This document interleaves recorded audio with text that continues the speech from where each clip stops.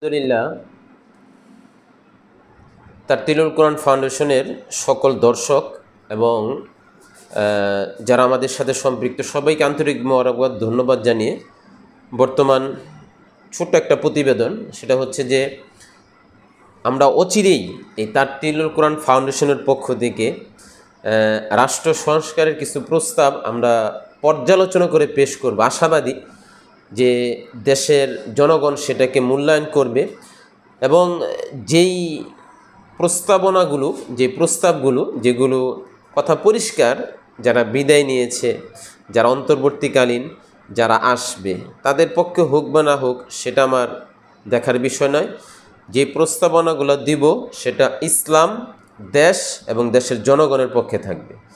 এটাই তারতিলুল কোরআন ফাউন্ডেশনের এখন মূল ভূমিকা। সুতরাং এই বর্তমান অন্তর্বর্তীকালীন সরকার তারা সার্বিকভাবে দেশের উন্নয়ন এবং দেশের জনগণকে দুর্নীতিমুক্ত একটা সমাজ ব্যবস্থা দেওয়ার জন্য তারা কাজ করে যাচ্ছে। অতীতের যে শিক্ষা ব্যবস্থা সেটা তো একেবারে ধ্বংস, এই কথাটা বলতে হবে। বর্তমান সরকার কিছু শিক্ষার ক্ষেত্রে পরিবর্তন এনেছে। এর মধ্যে ওই সমস্ত লোকদের গাত্রদাহ যেটাকে বলা হয়, গা জ্বালা শুরু হয়ে গেছে। এর মধ্যে অন্যতম এক যেটাকে আমি কি বলবো, বেয়াদব ডক্টর মুনতাসির মামুন অতীতের প্রশাসনের উপর ভর করে, অতীতের সরকারের উপর ভর করে যে এই দেশের ভিতকে নিয়ে খেলাধুলা করেছে। আমি বলেছিলাম যে হাসানুল হক ইনু, রাশেদ খান মেনন, মুরগিচোরা শাহরিয়ার কবির আরেকজন ডক্টর মুনতাসির মামুন, সে এখন পলাতক।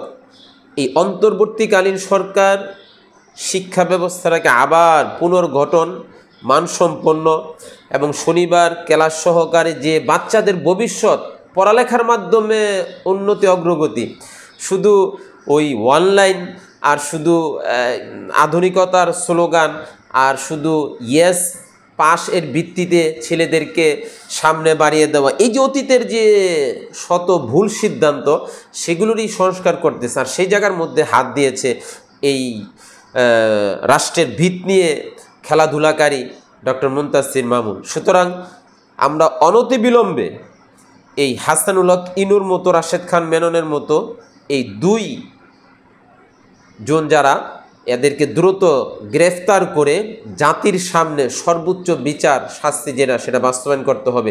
মানে এরাই কিন্তু অগোচরে এই সমস্ত ভালো উদ্দেশ্যের পিছনে যারা কাজ করে, কলম লিখতে লিখতে আর কথা বলতে বলতে মানুষের মন মেজাজ দেমাগ সব ওয়াশ করে ফেলে। এই জন্য এই সমস্ত লোকদেরকে ছাড় দেওয়ার কোনো সুযোগ নাই।